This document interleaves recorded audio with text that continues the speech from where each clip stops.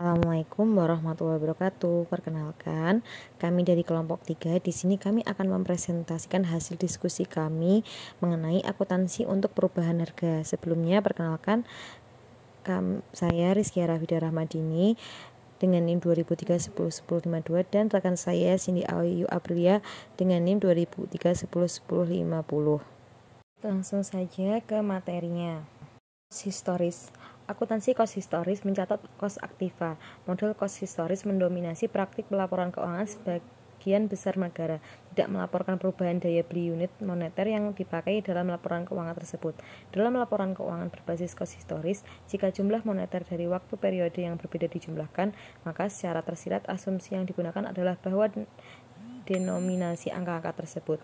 Kegagalan memberi indikasi tentang pengaruh inflasi pada laporan keuangan adalah cukup problematik dari perspektif pembuatan keputusan dalam konteks domestik murni. Dalam pelaporan keuangan internasional, kegagalan ini adalah problem serius saat pemakai laporan keuangan perlu untuk membandingkan angka-angka akuntansi dari negara-negara yang berbeda yang memiliki tingkat inflasi yang berbeda-beda pula.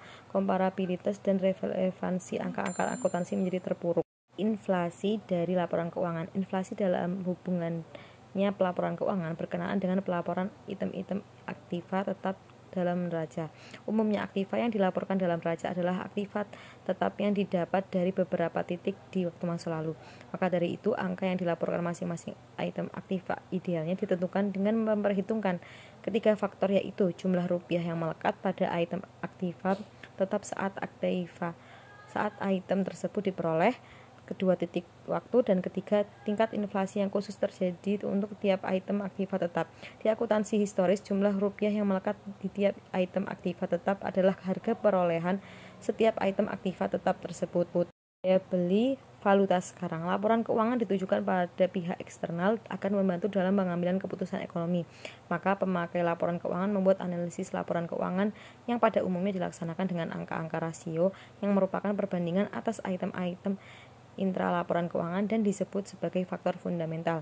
Pembandingan hanya bisa dilakukan apabila denominasi masing-masing item laporan keuangan adalah sama. Akuntansi disesuaikan inflasi. Ada dua model utama akuntansi yang disesuaikan dengan inflasi utama, yaitu satu, akuntansi daya beli umum, yang kedua akuntansi nilai sekarang, dengan tujuan melaporkan aktiva bersih sebesar kos sekarang dan melaporkan laba yang menggambarkan besarnya kekayaan yang bisa dikonsumsi dengan tidak menurunkan besar fisik aktiva bersih perusahaan. Akuntansi daya beli umum atau DBU. Akuntansi ini memakai indeks harga umum untuk menyesuaikan perubahan daya beli moneter sebuah negara secara umum. Tujuannya untuk mengubah jumlah nominal kos historis dari periode atau titik-titik waktu yang berbeda-beda ke sesuatu titik waktu umum. Akuntansi DBU ini adalah perbaikan model kos historis yang membahas problem perbedaan daya beli uang dengan mengubah jumlah nominal dari valuta yang berserakan di berbagai titik waktu. Pada umumnya memiliki daya beli yang berbeda. Pendekatan yang digunakan di sini adalah pendekatan moneter. Akuntansi nilai sekarang atau NS. Akuntansi ini mengukur kinerja dan posisi keuangan dengan perspektif aktiva fisik yang berfokus ke perubahan harga aktiva fisik yang dimiliki, dipakai, atau dijual oleh perusahaan.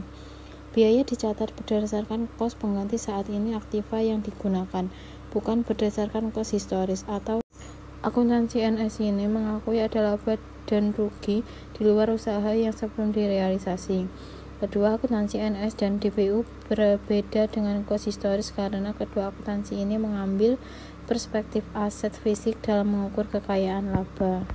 IASB menyatakan laporan keuangan dan kinerja operasi dalam valuta lokal tidak berarti di lingkungan hiperinflasi. Laba atau rugi perubahan daya beli terkait utang moneter bersih dan sisi aset harus dimasukkan tahun berjalan. Perusahaan yang bersangkutan juga harus mendisclose, yaitu satu, bahwa fakta laporan ulang tentang perubahan daya beli umum inti pengukur setelah dilaksanakan. Yang kedua, ada rangkaian valuasi yang diterapkan dalam statement laporan utama. Yang ketiga, ada identitas dan tingkat indeks harga pada tanggal neraca sertai gerakan selama periode laporan.